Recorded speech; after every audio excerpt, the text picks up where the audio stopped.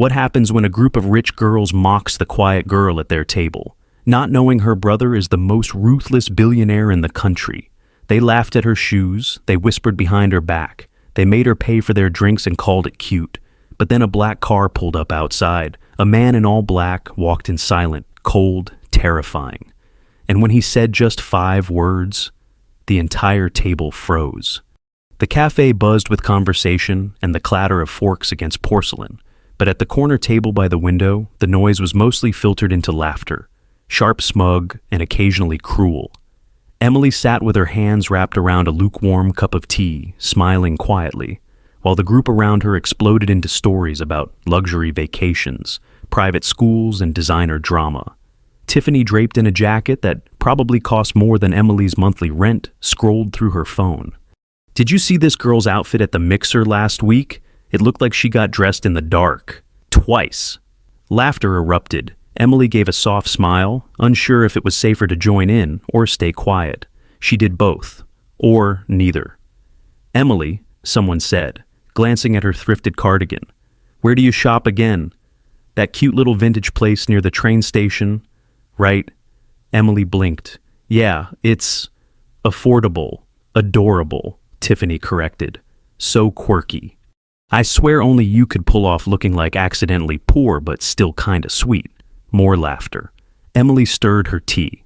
They didn't know her truth, that she wasn't poor, that her life wasn't what they assumed, that she could walk away from the table at any time and never worry about what they thought. But she didn't walk, not yet, because sometimes when the lion is quiet in the room, it's not because it's weak, it's because it's watching. And Emily, she was done being polite. She just hadn't told them yet. The group chat lit up before sunrise. Tiffany had posted a glossy invite to her upcoming birthday dinner, a rooftop restaurant downtown, $5 signs on every food app, a menu that didn't list prices, because if you had to ask, you didn't belong there. Can't wait to celebrate in style. Dress code fierce. Bring your appetite and your cards. Tiffany's caption was followed by champagne, emojis, and hearts. The replies came fast. "Already booked my glam squad. Is it tacky to wear Versace 2 years in a row? Emily, you comin'?" That last one sat in Emily's notifications for 5 minutes before she opened it. She stared at the screen thumb hovering over the keyboard. Her bank account had enough to maybe split an appetizer if she skipped lunch for a week. She had learned to make little sacrifices invisible, but this one wasn't small, this was public. Still, she typed back, "Wouldn't miss it." 2 dots blinked, then disappeared. A new message popped up from Jenna.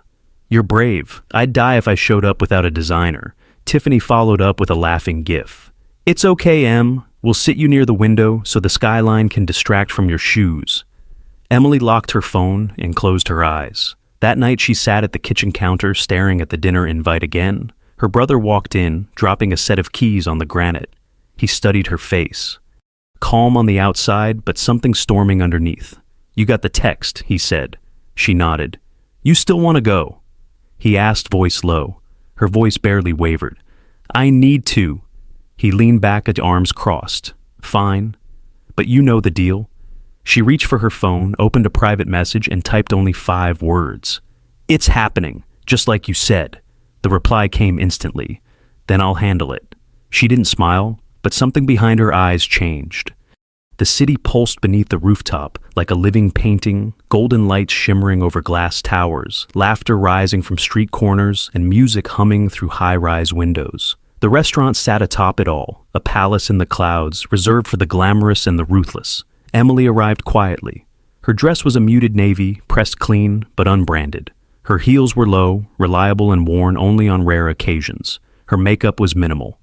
She had styled her hair herself, and it curled gently at her shoulders. She looked like elegance, whispered soft, sincere, and entirely out of place in a room full of diamonds shouting for attention. The rest of the group had already arrived. Tiffany greeted her with a photo op smile that didn't touch her eyes. There she is, fashionably accessible. Emily offered a polite smile. "Happy birthday." Tiffany air kissed the air beside her cheek. "So glad you made it. I was worried you might get lost between the Uber pool and the valet stand." Laughter too sharp to be friendly. Emily took the only remaining seat at the edge of the table, farthest from the view. The The girls had already ordered exotic dishes with ingredients most people couldn't pronounce. Bottles of champagne stood open untouched, but billed. "Waiter," Tiffany said, pointing. "She'll take care of the drinks, right? Your way of pitching in." Emily looked at the glistening flutes all half full. It wasn't a request. She nodded once. "Of course." Another round of laughter. Jenna leaned in. "You know, you're kind of amazing. You always keep showing up, no matter how underdressed. It's like watching someone run a marathon in flip-flops. Inspirational." Emily folded her hands in her lap. They didn't see the flicker in her eyes, didn't notice how calm she had become, didn't sense the air changing around them. How the waitstaff had started whispering near the kitchen, how the general manager paced near the entrance checking his watch. They didn't know that something was coming, and that Emily had just moved her last pawn. The queen was already in play. The bathroom lights hummed faintly overhead as Emily stared at her own reflection. The laughter from the table still echoed in her ears. Tiffany's forced cackle, Jenna's faux pity compliments, and the smug way they passed the dessert menu around without asking her. She touched her necklace absently. It wasn't worth much, but it had been a gift from her mother, one of the last things they shared before she passed, a small anchor charm, a reminder to stay grounded no matter how high the waves rose. Her phone buzzed. She slid it from her clutch and stared at the screen for a long moment. Lucien, no last name, no emoji. "Just him," she answered without hesitation. "I'm ready," she said, voice steady. There was a pause, a silence that felt like the air holding its breath before thunder. "Step away from them," Lucien said calmly. "I'll handle it." That was all. He hung up. Emily slipped the phone back into her bag, her fingers no longer trembling. She looked at herself in the mirror again. The same eyes, the same face, but the weight behind them had shifted. When she returned to the table, no one noticed. The laughter had grown louder, fueled by wine and the comfort of power. Emily sat down quietly, folding her napkin over her lap, as if nothing had changed, but everything had. 2 floors below, 3 black cars had just pulled up to the curb. The valet nearly dropped his tablet when he saw who stepped out. Lucian Drake, ruthless billionaire, tech empire overlord, known as much for his mergers as for the way he dismantled anyone who crossed his line. No interviews, no camera flashes. Just quiet precision and absolute control. He adjusted the cuff of his black suit. Jacket glanced once at the restaurant's glowing sign and walked through the front doors without a word. The air inside shifted, like a storm had entered the building, dressed in silence, and he was headed for the rooftop. The elevator dinged with a soft chime, unnoticed by most of the guests except for the manager who stood at attention the moment the doors opened. Lucian Drake stepped out alone, dressed in black from his coat to his shoes. No bodyguards, no theatrics, just presence heavy, commanding absolute. He didn't glance around. He didn't need to. The maitre d' stammered, already sweating. "Mr. Drake, we weren't informed." Lucian raised a hand. Silence. The maitre d' backed away. Across the rooftop, Tiffany's table roared with laughter over a joke. Only they found funny. Emily sat still, the corners of her lips curled just slightly, eyes focused on her untouched glass of water. She didn't look up, not yet. The restaurant hushed as Lucian walked through his footsteps, measured like clockwork. Conversations faltered. Waiters stepped aside. Every eye turned first out of curiosity, then out of recognition. The temperature of the room dropped. Everyone knew who he was. Everyone except the girls at the table. Lucian stopped behind Emily's chair. Only then did she look up slowly, as if she'd been expecting him all along. She didn't speak, neither did he. Tiffany, annoyed by the sudden hush around them, turned. Can we help?" Her voice died in her throat the second. Her eyes met his. Lucian's gaze locked on her. Not angry, not loud, just lethal in its stillness. Tiffany blinked. "Wait, you're Lucian Drake." He said nothing. Jenna swallowed hard, already reaching for her phone. "What's he doing here?" Lucian's eyes scanned the table, wine glasses, laughter lines, careless cruelty. His voice, when it came, was low, cold, surgical. "Is this how you treat my sister?" A silence followed that felt like collapse. Tiffany looked at Emily, suddenly pale. Sister. What? Lucian moved beside Emily, placing a firm hand on the back of her chair. "She paid for your drinks, smiled through your insults, sat in your shadow so you wouldn't feel small. Emily stood slow and graceful. Lucian looked at the manager, clear the table. Their bill is on me. The girls exhaled until he added, but none of them will ever eat here again. The words echoed louder than they were spoken. She's my sister. The rooftop, just moments ago, brimming with clinking glasses and rooftop selfies, stood frozen in disbelief. Even the music, now barely audible in the background, felt like it held its breath. Tiffany stared at Emily, as if she were seeing her for the first time. You... What? Emily didn't flinch. She didn't need to. Lucian was beside her now, towering not just in height but in force. She looked up at him, then calmly turned back to the table. She is, Lucian said, answering Tiffany's unasked questions before they formed. She's my family. My only family. And the only reason any of you are still sitting here is because she asked me to wait. Jenna's fork clinked softly against her plate as her hand slipped. Lucian's eyes scanned them, one by one. You thought she was beneath you. You saw kindness and mistook it for weakness. You treated her like she was disposable because you assumed she had nothing. He let the pause linger. She has me. Tiffany's voice shook. We didn't know. Lucian's tone dropped. You didn't care. Emily looked at the girls who had mocked her, minimized her, and made her feel small on purpose. She felt no rage, only the heavy clarity of truth. Lucian turned to her. Are we done here? She looked around the table at the forced smiles now frozen, the expensive dresses that suddenly looked like costumes, the friendships that were nothing more than carefully disguised insults. Yes, she said softly. We're done. She picked up her purse, nothing designer, just simple leather, and stepped away from the table. Lucian followed. But before they reached the elevator, he turned back once more. You should be grateful, he said evenly. She asked me to let you walk away. The manager stepped forward. Mr. Drake, do you want their names on the permanent blacklist? Lucian glanced at him. No need, the world will handle that. And with that, he pressed the elevator button. As the doors slid open, Emily stepped in beside him, chin high. Tiffany sat still at the table, unable to speak. The bill remained untouched, the wine left unfinished. But the humiliation, it was served in full. The elevator doors closed with a soft hiss cutting off the rooftop behind them, like a chapter sealed. Emily stood beside Lucian, the low hum of dissent in the background. She exhaled not a sigh of relief, but of release, like something ancient had finally been set down. Lucian didn't look at her. You waited too long. I know, she said. You let them chip at you. I wanted to believe they'd stop. He turned to face her. People like that don't stop unless someone makes them. Silence stretched between them. When the doors opened on the ground floor, their car was already waiting. The valet bowed deeply, handing Lucian the keys without a word. They drove in silence at first, the city lights painting gold across the windshield as they moved. Then Emily spoke. They used to ask about my family. Why do I live in a quiet building? Why did I never post vacations? And you lied. I said it was complicated, that you weren't around much. Lucian gave a short laugh, sharp, bitter. Not a lie, but you were watching. Always. She glanced at him. Why didn't you tell them? He kept his eyes on the road, because they didn't deserve to know. Then his voice dropped. And because if I had walked in sooner, I wouldn't have just embarrassed them. I would have ruined them. Emily turned toward the window. You still could. I won't, he said, almost too softly. Not unless you ask me to. The threat wasn't empty.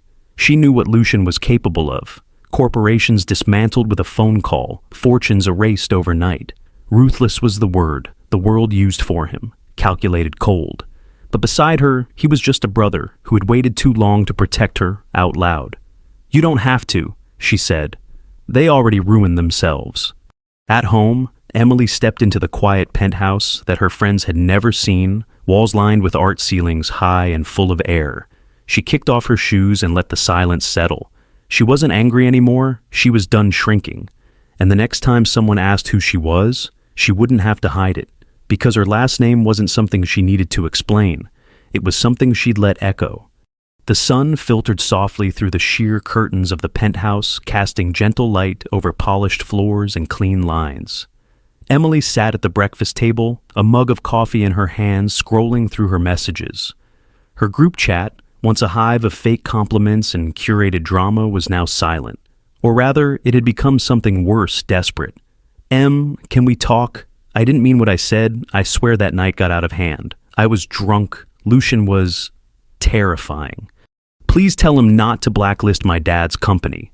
Emily locked the phone and set it down. Her coffee had gone cold. She walked to the floor to ceiling windows overlooking the city that once made her feel invisible. It didn't anymore. The voices that used to echo in her head, the cruel jokes, the mocking smiles had gone quiet, replaced by something steadier. Her own later. That day she returned to campus. Not in a designer car, not with a camera crew, just herself. She walked the halls in the same sneakers they once laughed at. A few students glanced up, recognizing her now from the viral photos, the rumors, the whispers. No one dared speak, but the stares were different. Not pity, not scorn. Something closer to awe. Tiffany caught up with her near the library steps, panting slightly from the effort. Emily, please. Just 5 minutes. Emily turned. Her gaze was calm. Too calm. I didn't know who you were. Tiffany blurted, if I had. That's the problem. Emily said, voice level, you would have treated me better if I had money. Not because I was kind or loyal or good. Tiffany blinked, unsure whether to defend herself or just melt into the pavement. I don't need revenge. Emily continued, I just needed the truth, and now I have it. She stepped past her former friend, leaving the apology hanging in the air, unfinished and unearned. She didn't owe them anger. She didn't owe them forgiveness. She owed herself freedom, and now she had it. The office smelled of fresh paper and ambition. Emily sat behind a sleek desk in a sunlit corner of Lucian's Foundation's headquarters. The plaque on her door was simple, Emily Drake, Director Opportunity Initiative. She didn't wear power on her sleeve. She didn't need to. Her presence was quiet like a held breath, but the decisions she made now shaped futures. Stacks of scholarship applications lay neatly arranged. Dozens of students from overlooked schools, broken homes and foster systems, names and essays, dreams and heartbreaks. She read them slowly, carefully, remembering what it felt like to be underestimated in every room. She flipped to a new folder and froze. The name on the page made her chest tighten. Jenna Vasquez. Her handwriting was familiar, her story polished. The essay described how Jenna had learned humility and overcome her privilege to become more aware of others. Emily read the words in silence, line by line, until she reached the final sentence. I want to be part of a world that values kindness over status. A quiet breath left her lips. It wasn't anger she felt. It wasn't even bitterness. It was clarity. She placed Jenna's file back in the stack without comment, without a mark, without a smile. She didn't need to reject her. She didn't need to punish her. She simply moved on. Across the hall, Lucian watched through the glass. He didn't interrupt. He knew what she was doing. Emily didn't rise to power by burning her past. She rose by building something beyond it. And now the same girls who once mocked her were knocking on doors. She had built with her own hands. The gala hall shimmered beneath golden lights, soft music threading through the air like silk. It wasn't the kind of night that screamed power. It whispered it. And tonight at the center of that quiet strength stood Emily. She wore a midnight blue gown, simple in cut, elegant in detail. No diamonds, no glitter, just grace. Her hair was pulled back, a single silver pin glinting behind her ear. She stepped onto the stage with the calm of someone who had nothing to prove because she didn't. She looked out at the crowd, university deans, young scholars, former foster kids. And in the far back, unnoticed by most, sat Lucian. No spotlight, just watching. Proud, silent, Emily began. I used to think being invisible was a curse, that being overlooked meant I didn't belong. But it wasn't until I stood in the background that I learned who people really are when they think no one's watching. The room hushed breaths held. I was mocked for what I wore, for what I didn't post, for not being enough. But kindness was never their currency, and silence was never weakness. It was observation. Her voice remained soft, but every word cut clean. Tonight we celebrate not status but strength. The strength to endure, to rise, and most importantly, to choose. I chose to walk away. I chose to build. And I chose to forgive, not for them, but for myself. She paused in the back. Tiffany sat beside a junior sponsor, quiet and unremarkable. Now she didn't make eye contact, she didn't try. Emily smiled, gentle, unbothered. So, to every girl who's ever been talked over, laughed at, or left out, keep listening, keep watching.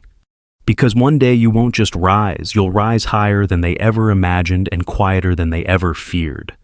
Applause erupted, not polite, not rehearsed, real. As she stepped off the stage, a young woman approached her, wide-eyed. "Were you really that girl in the photo? The one from the rooftop?" Emily looked her in the eyes. "Yes, but that's not who I am anymore." And with that, she disappeared into the crowd.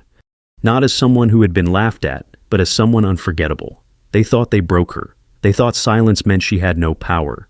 But they didn't know the truth. She wasn't poor. She was patient. And her brother wasn't just watching. He was waiting. Waiting for the moment they crossed the line. She didn't destroy them. She didn't need to. She simply stood stronger, wiser, untouchable. And when they came crawling back, she turned the page. Because in a world that worships loud cruelty, she proved that quiet dignity is unforgettable.